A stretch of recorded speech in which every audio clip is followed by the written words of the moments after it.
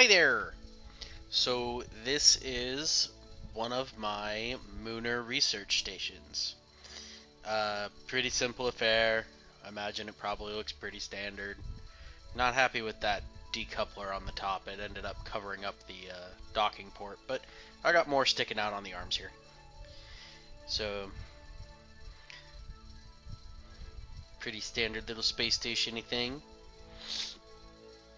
Got a couple of cargo bays full of RCS fuel batteries and experiment container tank in case I feel like sticking something there instead of in the science lab. And then got another one just full of batteries because this thing is all electric and it takes a lot of power to run the science lab and the antennas.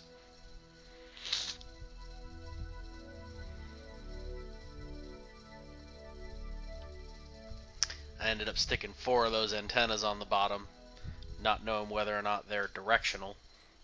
Turns out they are, so now I have 4 permanent links. So let's go to the launch vehicle that sent it to the moon.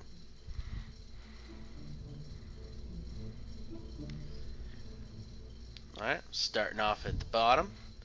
Here's our first stage. Bunch of solid boosters. Nothing too crazy looking yet.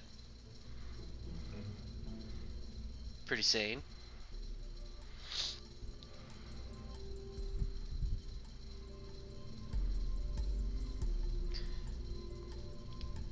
Until we get to about here. And this is where the 2 bottles of wine before I started designing this ship show up.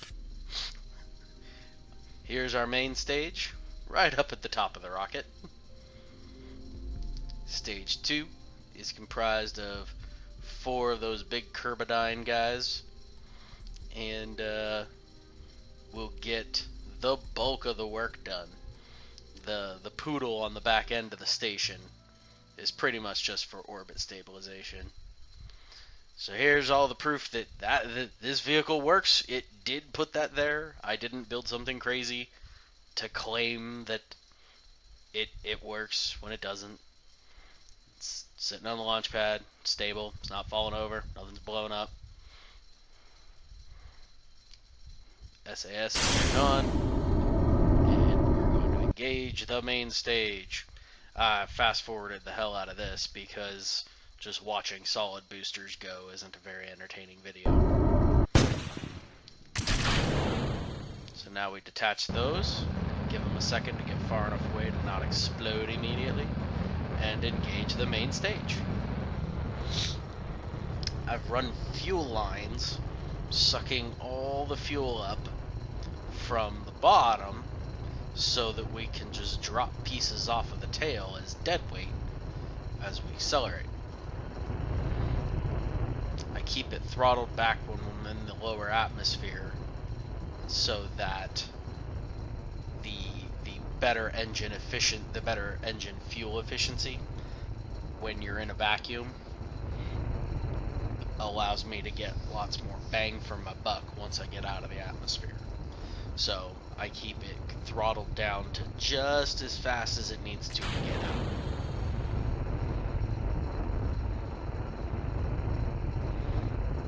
There goes the first batch of dead weight.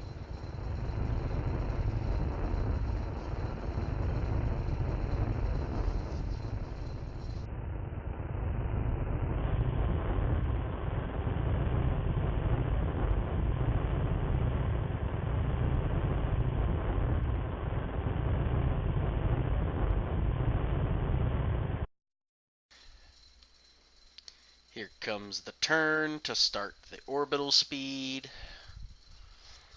for getting that lateral motion.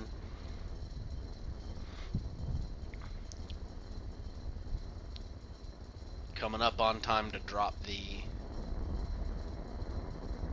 second patch of dead weight there.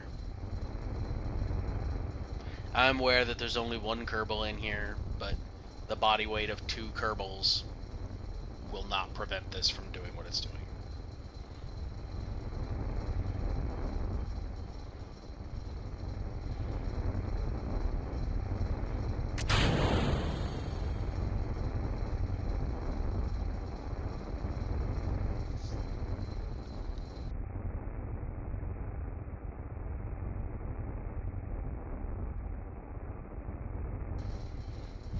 typically like to push my initial launch altitude up past 120,000 meters so that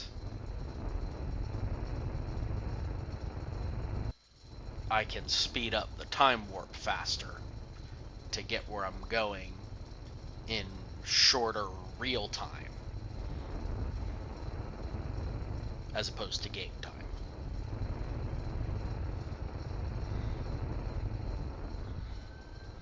Once I'm satisfied with the launch altitude, I'll steepen the turn and gun the throttle to start pushing us into a stable orbit.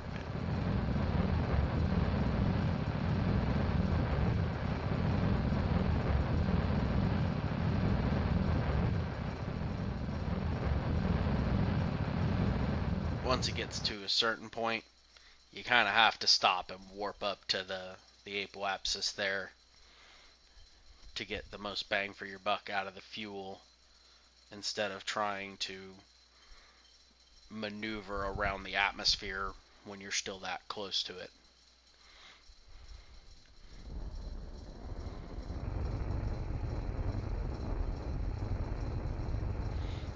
Once we've got a pretty stable orbit, we're going to do my method for getting out to the moon, which is put the moon at 3 o'clock, warp yourself over to about 6:30, 7 o'clock.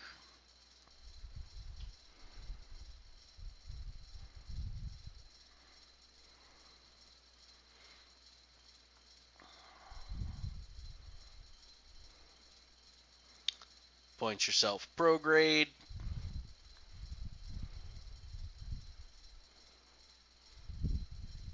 And burn, burn, burn.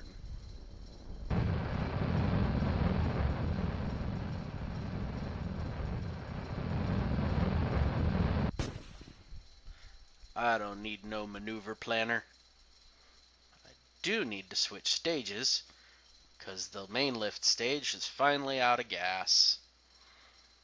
So we'll drop it, slowly accelerate away from the garbage.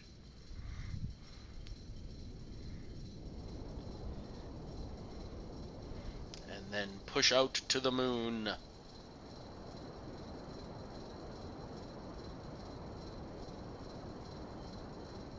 Ta-da! Lunar intercept achieved.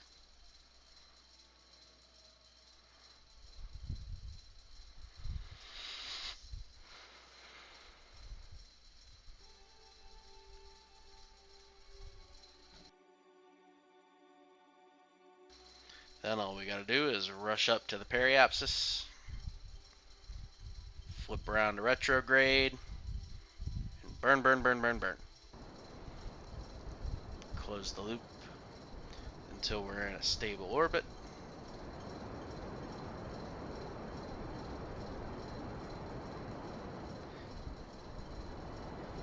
As it swings around and around and around, and ta-da!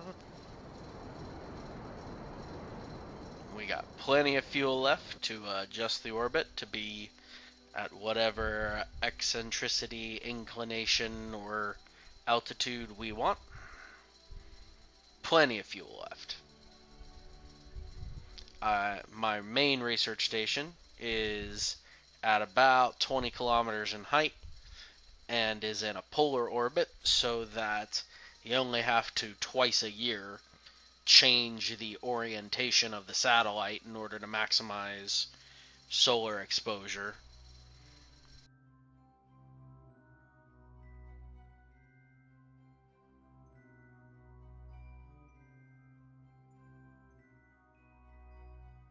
And that's pretty much it. And by keeping it that low, it makes it easy to get to for landing craft so that you can bring up samples